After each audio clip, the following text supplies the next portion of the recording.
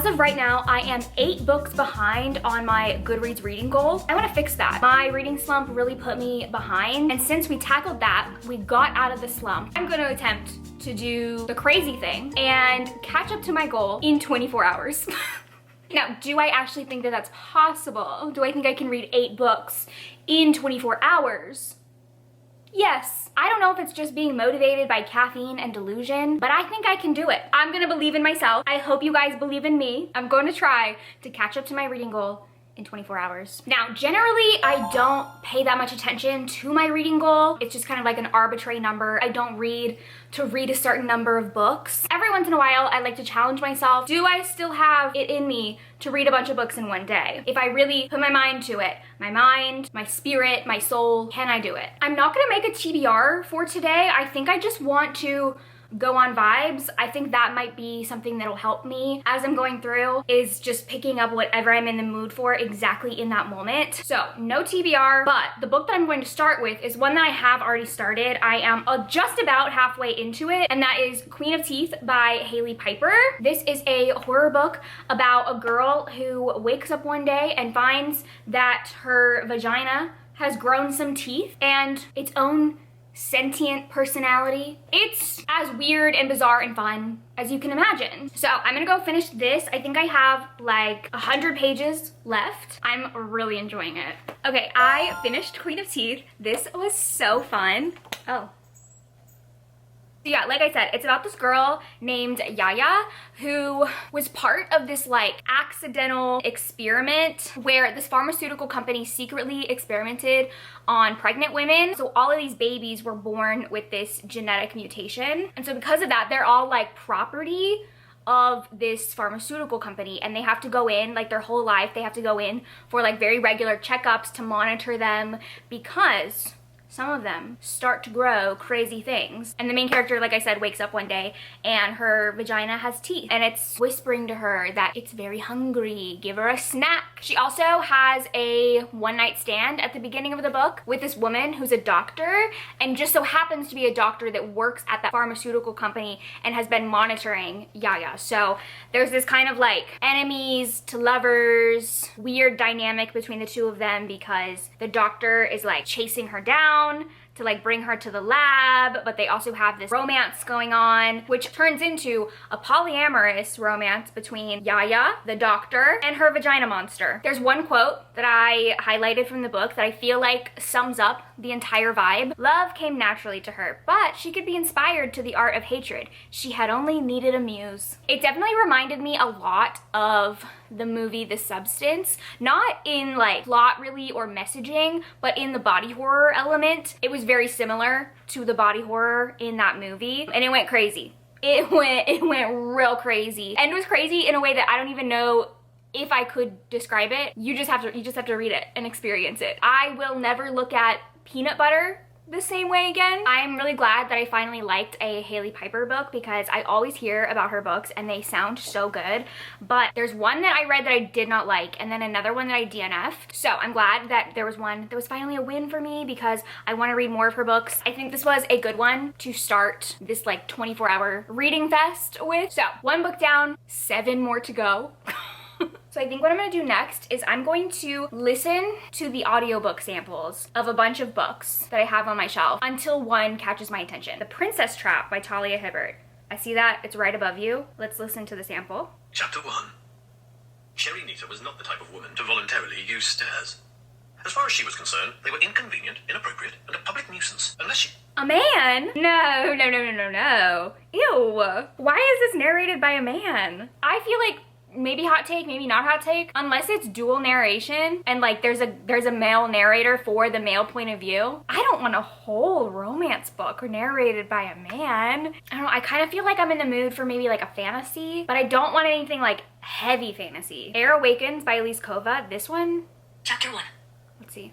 Summer storms were common in the capital, and Vala Jarl had endured their visits in the 7 years since she had moved from the east.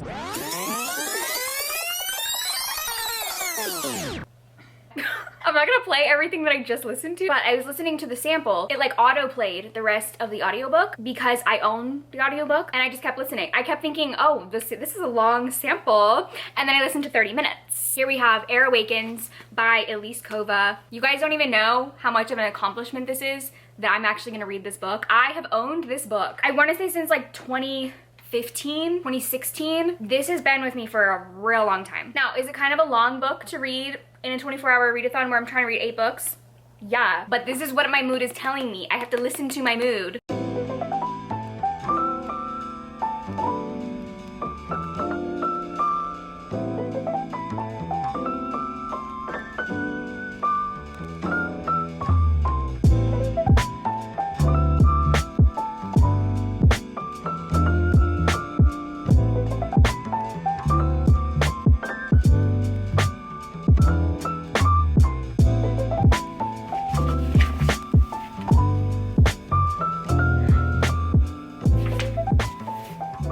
Oh my god. Okay. All right. I'm now, I think like exactly almost halfway. This is so fun. This was so fun. I love it. I love it.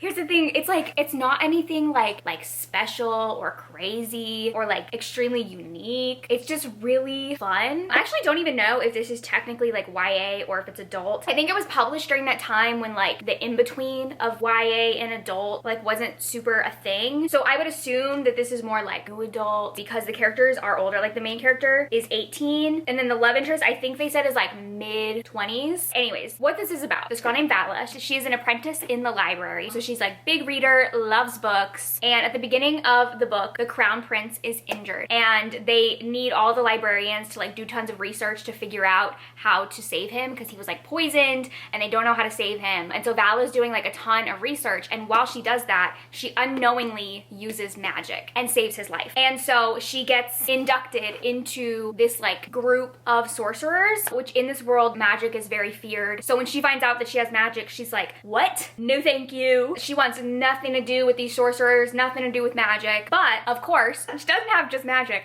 She has the rarest kind because the magic system in this world is elemental, which by the way, I love elemental magic. Air magic was wiped out. All the people who had air magic were killed hundreds of years ago, and there's been no one with air magic. Oh my God, wait, this is Avatar: The Last Airbender. It just clicked in my brain.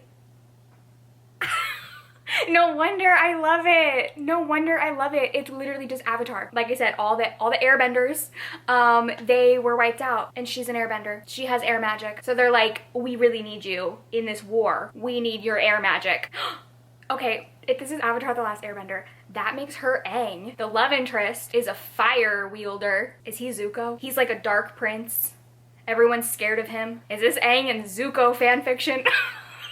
Oh my God, my mind is being blown right now. Anyways, Avatar: The Last Airbender, distraction aside, they need her air magic and she wants nothing to do with it. So the crown prince is trying to convince her to join their sorcerer guild. They're writing letters back and forth to each other. Like there's a whole chapter where it's literally the entire chapter is just them writing letters back and forth.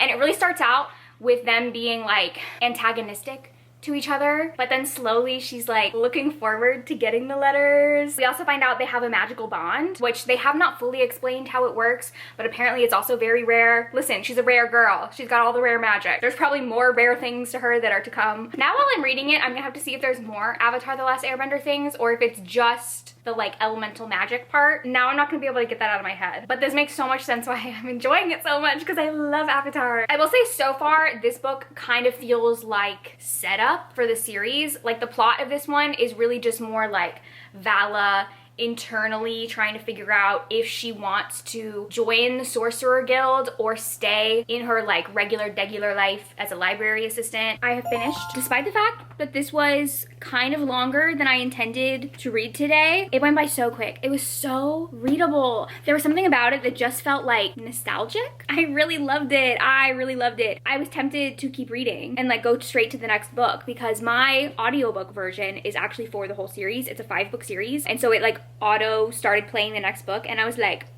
what if I just keep going. I did force myself to stop. For the purposes of this challenge today, I don't think binging a 5-book series is really going to be beneficial for me, but it was very fun. Actually, what I realized, other than reminding me of Avatar: The Last Airbender, it's like vaguely like that. It's more so just in the like the elemental magic part and the fact that the main character is like the last airbender. Besides that, it's really not like Avatar. But what it did remind me of is Fallen Kingdoms. If you are an OG, like a true OG on my channel, you will know that I was obsessed with the Fallen Kingdoms series, which is also a fantasy series about elemental magic. I loved that series. I loved it so much. It was so slept on. Like, of all the YA fantasy series from like 2015, 2016, 2017, that one was amazing. So much better than some of the other ones. Should have been a lot more popular than it was. But this reminded me of that. And I think that's also played into why I loved it so much. It just had that nostalgic, like old school romantasy vibe, like before romantasy was actually a thing. Another thing that I loved about it is that it's slow burn, like true slow burn. They don't even kiss in this book. Not even a kiss, barely even a hand holding. So I'm excited to see the romance develop through the course of the series. I was wondering, because it is a 5-book series, I was like, how is this, like, how is there enough here to make it 5 books?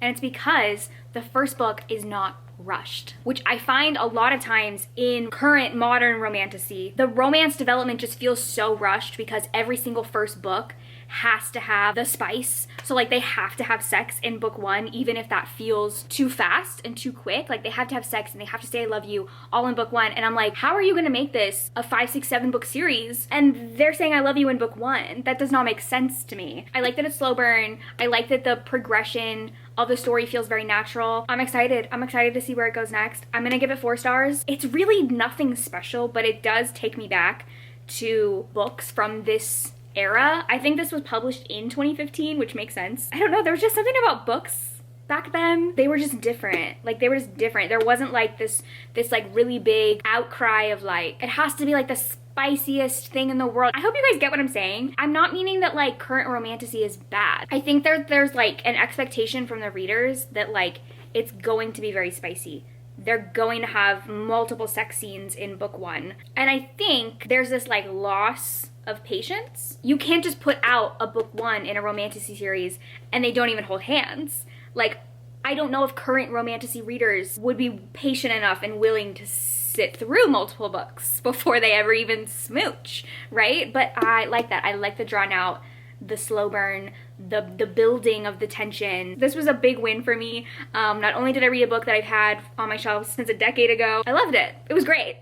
I think now I'm gonna listen to something really quick while I go eat lunch. So on my Audible, I have Mapping the Interior by Stephen Graham Jones. It's a 2-hour audiobook, and I love Stephen Graham Jones. I love everything that I've read by him before. This one, I don't fully know what it is about. I'm just gonna kind of go in blind. I was 12 the first time I saw my dead father cross from the kitchen doorway to the hall that led back to the utility room. It was 2:49 in the morning, as near as I could reconstruct. I was standing alongside a dusty curtain. I finished Mapping the Interior by Stephen Graham Jones. Why was that book so sad? Genuinely so sad. I was just eating my lunch, working on my calendar, and then the ending happened and I was like, oh.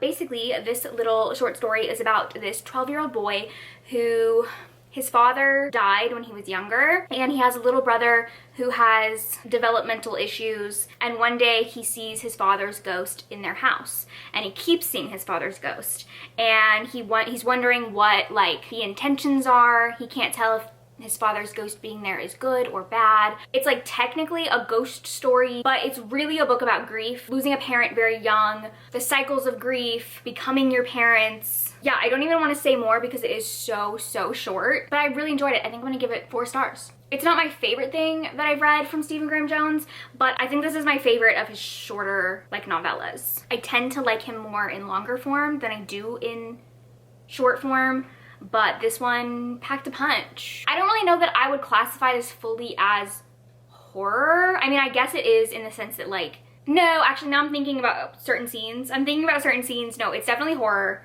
I just think it was more sad than scary. If you have issues with harm towards animals, steer clear. That's all I'll say. I wasn't sure what I wanted to read next, and then I remembered that I've had this little package sitting over here. It feels like a book. I don't know what it is. I don't know if it's something that I ordered or has been sent to me, but it feels like a skinny book. So maybe it's potentially something I can read today. I don't know. We're gonna find out. I'm not gonna look. I'm just gonna pull it out.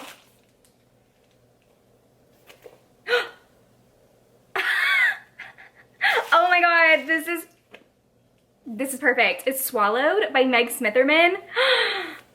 Oh, okay, it's from Elizabeth. Congratulations on the move. Oh my god, this is perfect. Elizabeth, you knew what I was in the mood for. Thank you. I'm gonna read this right now. Okay, if you guys don't know, Meg Smitherman is an author who I'm coming to love. She writes horror romance, which is so my jam, I read Thrum by her, which was so good. It was sci-fi horror romance. It was so twisty, it was so fun. This one sounds equally as fun. From what I remember, this is about like an expedition of these people who go to this faraway planet because Earth is dying and they need to find a new planet to live on. So they go to this planet, and I think that the planet is sentient. All of the nature is like part of the planet and it's sentient, and I think the plants are horny. I saw something about like the plants wanting to get a little freaky. So this sounds really fun. I'm gonna read it right now. Thanks again, Elizabeth. You knew what I wanted. You read my mind.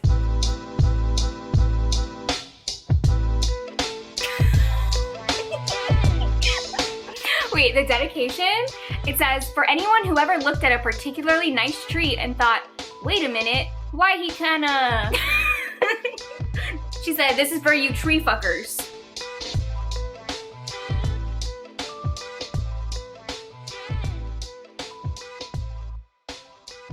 Halfway into Swallowed, it's so fun.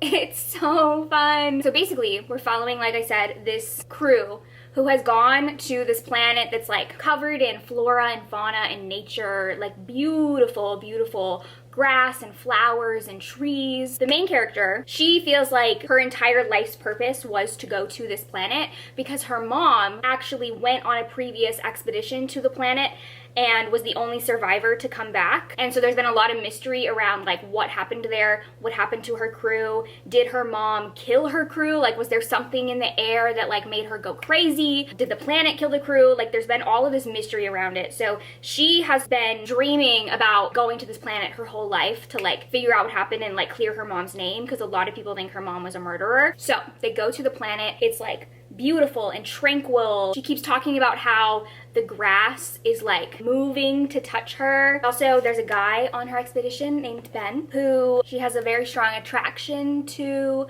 and she's trying to resist him. They're also all so incredibly horny on this planet, and I don't know if it's the planet that's making them that way. They all keep thinking about sex, wanting to have sex.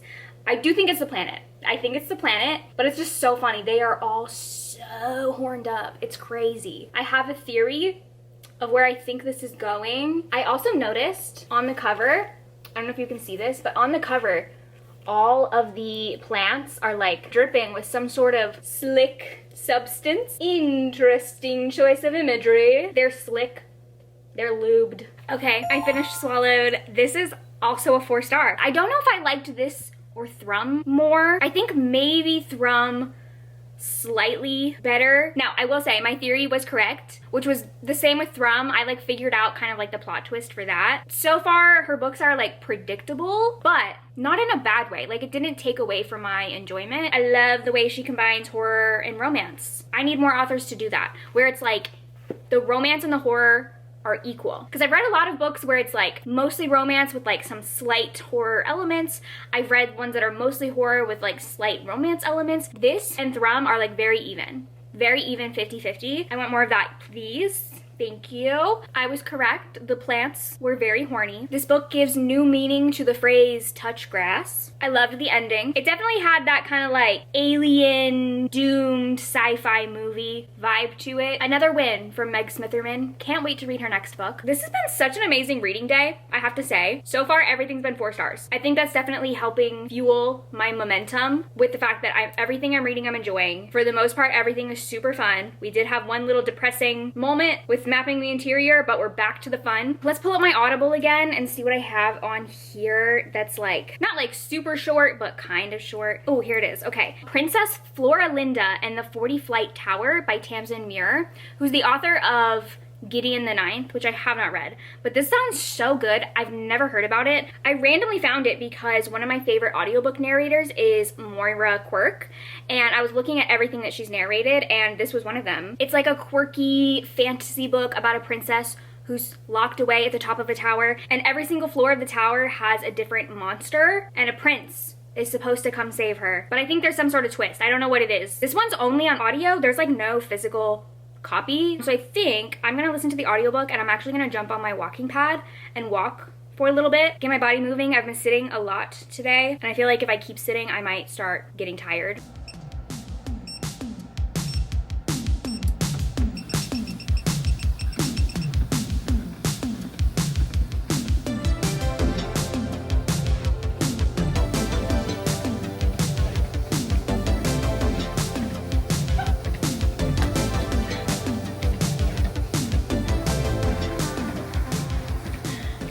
I actually finished this book while I was on the walking pad, and I had 2 fallen soldiers. I lost 2 nails. I have like a support bar on my walking pad that I don't use very often, but I pulled it up like halfway through because, okay, the book kept making me giggle. I kept laughing. The book was so funny, and I would laugh and then I would like lose my footing. So I was like, oh, I should probably pull up the security bar. So I was pulling it up, but I accidentally dropped it and it like hit my nails. It popped off. So while I'm talking to you, I'm gonna reattach these nails. Okay, so basically it's about Princess Flora Linda. She was abducted by a witch and put at the top of 40 flight tower. Princes keep coming to save her, but no prince makes it very far. Each floor of this tower has a different monster, and all the princes keep dying, and Flora Linda is like, I'm sick of this. I'm done waiting for a prince to come save me. I'm gonna fight all these monsters and make my way down. So the book is about her going down each floor, and each chapter is a different floor, so it like starts at 40, 39, 38, and like goes down. She also has like a little fairy godmother who is the sassiest, meanest little fairy I read about in my life, but I loved her. Her name is Cobweb. The fairy actually does not want to help her, but Flora Linda imprisons her and forces the fairy to help her by like tying her necklace around her, because the fairy's like this big. So she ties her necklace around her and uses it as like a ball and chain. And their dynamic was so fun because they just have the best banter. There's tons of different monsters that she has to battle, and at the very beginning, Flora Linda is not good. She's not good, she's not very clever. I mean, she's a princess who's been sheltered her whole life, so she like can't fight. And there's even a quote, hold on, before I start doing my nail. Cobweb goes, "It's also not fair at all that stupidity has gotten you this far. That's another creature you've killed simply by having no brains, which makes anyone with brains feel as if it isn't worth the headache of having them."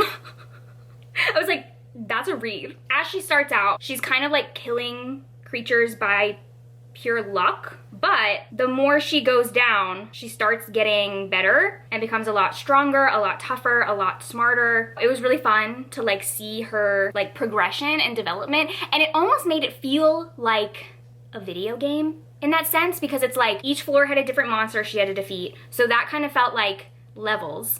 But then also as she was doing that, she was gaining more skills and abilities and like leveling up her fighting and her agility and her cleverness. So it really, really felt like a video game, like a cozy, fun video game. What it really reminded me of is like medieval millennial movies. Okay, let me explain what I mean by that. In the like 90s, early 2000s, I feel like there was a lot of movies that fit into this theme of being medieval, but also having that early 2000s kind of campy quirkiness. I'm talking like Ella Enchanted, Shrek, A Knight's Tale, honestly Princess Bride also, but obviously that's not from that time period. All those movies that were like medieval settings about like knights and princesses, but they also had sort of modern silliness. That's what this felt like, and I loved it. I think in the very beginning I was feeling like it would have been a 5-star, but it didn't quite hit that 5-star feeling for me by the end. I'm gonna give it 4.5. It was really great. Big bummer of it is that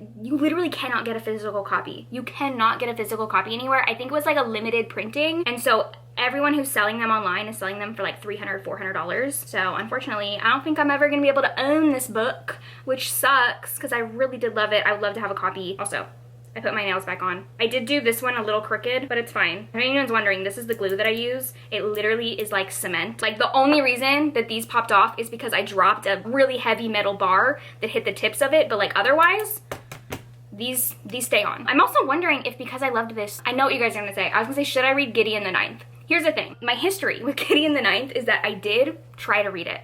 I read like 100 pages and at no point did I have any idea a single thing that was going on. I was so confused, so lost, so confused. So I'm wondering, should I give it another chance? I feel like I know what the answer is gonna be because I know a lot of y'all love that book. Based on the fact that, you know, I really liked Princess Flora Linda and the 40 Flight Tower, and I thought Getting the Ninth was very confusing. Should I give it another chance? Okay, I think now I'm gonna take like just like a little break. I'm doing so great. I've read 5 books that have all been 4 stars. I don't want to like crash and burn, so I'm gonna take a little break. I might watch a movie or a TV show or something. Oh my god, you know what I need to watch? You guys, I have a confession to make. Part of the reason why I haven't been reading a lot lately is because I have a movie obsession that is my hyperfixation. It's all I think about, it's all I care about, and that is K-pop Demon Hunter. I watch K-pop Demon Hunter every single day. Every single day. And when I'm not watching it, I'm listening to the soundtrack. I'm obsessed with K-pop Demon Hunter. I'm trying to limit myself to how often I watch it now because it actually was getting to the point where it was getting in the way of my life. Or I was like, I don't want to go do anything that doesn't involve watching K-pop Demon Hunter. All that to say, I'm not going to watch K-pop Demon Hunter right now. I'm going to watch something else because if I watch K-pop Demon Hunter, I don't actually think I would do any more reading today. I have been trying to figure out what I want to read. I think everything up until this point just felt very like instinctual. Like I just knew immediately what I wanted to read in that moment. Now, I don't know. I was staring at my bookshelves for a long time. I was going through all of my apps, all my audiobook apps. I don't know what I want to read. My instinct is telling me that I just want to read the next book in the Air Awakens series, but I'm like, is this vlog just gonna turn into me reading that whole series? Maybe it should. Okay, here's why I think I should read it. I know I'm so bad at reading series. I feel like I should capitalize on this momentum that I have to continue that series while I feel how I feel right now, because if I wait, it's never gonna happen. I'm so bad at reading series. I feel like if I don't read it now, I'm never gonna do it. And I really want to. I really, really want to. So I'm gonna. Regardless if it makes for the best video. I've already read enough. I just want to read more of the series. So book 2 is called Fire Falling. I'm pretty sure it's gonna start right where book 1 left off, because book 1 kind of left on like, not like a big cliffhanger, but like a little cliffhanger. I am like 30% into Fire Falling. It is just as quick paced and readable as book 1, and it has like fantasy road trip. I love that. I love a fantasy road trip. Like, I don't know what it is because I don't actually like road trip books, like contemporary road trips, but a fantasy road trip is so fun. I don't know what it is, if it's the traveling on horses, the camping outside. I just love it. I just love it so much. I feel like it offers a lot of opportunities for like forced proximity. I also love there's a lot of like new side characters. That's something I didn't mention about book 1. I love the side characters in this series. I will say, there has been one thing that was introduced in this that I don't love, and that is the bitchy other woman. There's a character that's been introduced who's definitely like a threat to the main character in terms of like the romance. I don't know if she is the prince's ex or his like betrothed, or like what the vibe is there. She's definitely giving like bitter ex-girlfriend, and the main character Vala is like very jealous of her. I don't like that plot generally, but we'll see how that goes. I'm loving the fantasy road trip of it all, so I'm having a great time. I have a lot of updates to give you guys. It is the next day. I was gonna stay up all night. I figured I'd read so much already, I could go to sleep. So what happened today is I finished book 2 in the Air Awakens series, and then I proceeded to read books 3, 4, and 5. Here's the thing, here's what happened.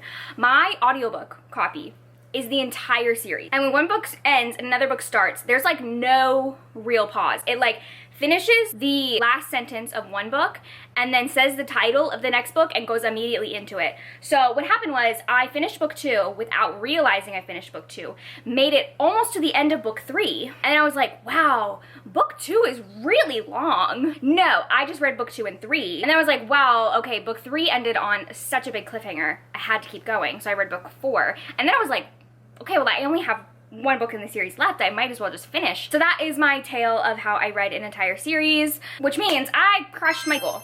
I read 9 books. Got the Air Awakens series, loved it. It was very addictive. It's not the best thing that I've ever read. It's not at all. it just was exactly what I wanted. So not only did I start the series this weekend, I finished it. I think that this is the best reading day I've ever had in my life. Across the board, everything was 4 stars. I liked everything that I read. So I feel like at this point, it's all downhill from here. It can only get worse. So with that, this is where we're gonna end this video. If you made it to the end, leave me one of the emojis of the 4 elements, whichever one you like most. Thank you guys for watching. If you like this video, please like and subscribe and check out my Patreon where I post tons of exclusive content. I will see you guys in my next one. Bye!